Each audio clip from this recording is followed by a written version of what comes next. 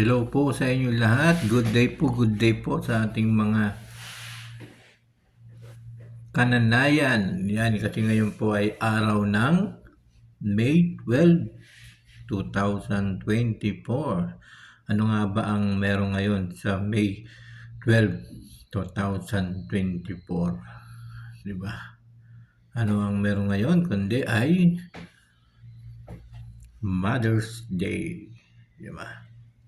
Kaya kailangan ay babatiin po natin ang ating mga nanay, ang ating mga mahal na nanay, yung mga nag-aaruga sa atin at nagmamahal at nagbibigay ng gabay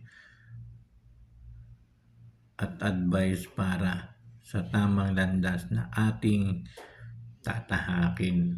Lalo na pag meron na po tayong mga sariling pamilya o isa ka ng nanay, di ba? Kaya muli ay Happy Mother's Day po sa lahat ng mga mababait na mga nanay, mapag-aruga ng mga nanay at mapagmahal na mga nanay sa kanilang mga anak. Kaya sa lahat ng mga nanay po dyan, yan, sa lahat ng mga mami, yan, happy Mother's Day po sa inyong lahat. Yan. Siyempre, kung merong Father's Day ay meron ding Mother's Day. Kaya napakaswerte ng mga anak, diba? Kasi napakaswerte ng mga anak kasi nandyan yung kanilang mga magulang, mga nanay, mga tatay, nagmagabay sa lahat ng kanilang mga gustong gawin at sa lahat ng kanilang gagawin, di ba? Kaya mahirap talaga pag mahirap maging isang nanay.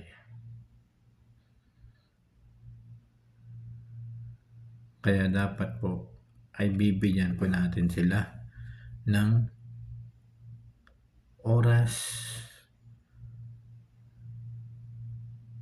at time, oras ng magbibigay ng pagmamahal. Ngayon po, araw ng Mother's Day. Yan, yakapin po natin sila. Yan. Bigyan natin sila ng time na magsalo-salo. Yan, magsalo-salo. Siyempre, yung isang magulang, ang isang nanay, ay sila yung nag-aaruga sa atin kahit nung maliliit pa tayo hanggang ngayon, diba? Kaya wag po natin kakalimutan na merong isang nanay na handang magtiis, handang magmahal, handa kang patahanin lalo na kapag ikaw ay nasasaktan. Siyempre, kapag ikaw ay nasasaktan, kapag ikaw yung nalulungkot, kapag ikaw ay may problema, unang-una ang nanay ang mag-aano sa'yo. Ang nanay ang magbibigay ng pawi sa iyong kalungkutan, sa iyong problema, siya yung makakatulong sa inyo. Kasi ayaw ng isang nanay na nasasaktan tayo. Kahit di niya man sabihin ay sa kanyang puso ay nararamdaman niya kasi isa kanyang anak. Kaya ngayong Mother's Day, batiin po natin sila. Bigyan natin ng halaga at pagmamahal yung mga pinapakita nila sa atin. Sapagkat ang nanay ay nandyan yan para sa iyo.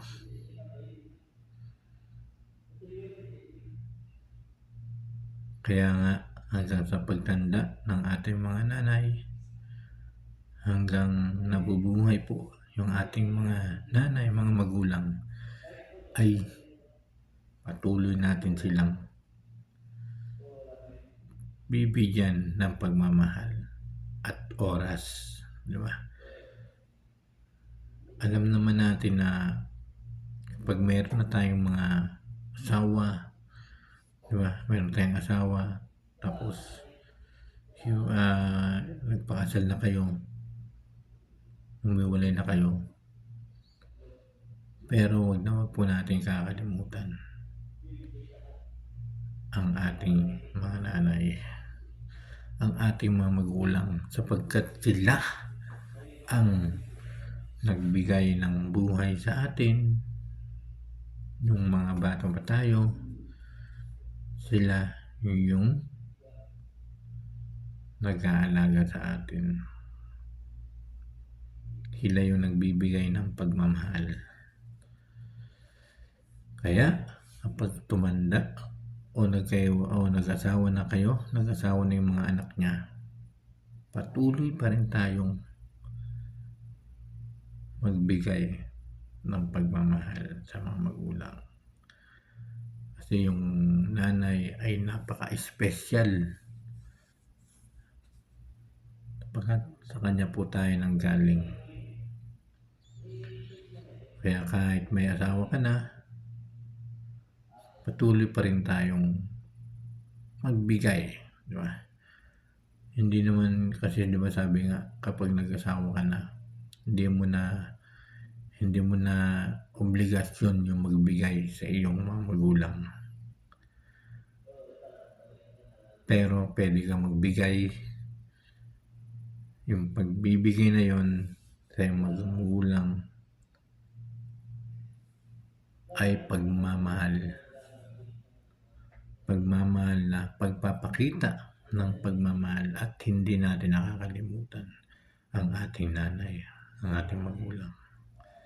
Yan, maraming salamat po sa inyong lahat. Muli, Happy Mother's Day po sa lahat ng mga nanay.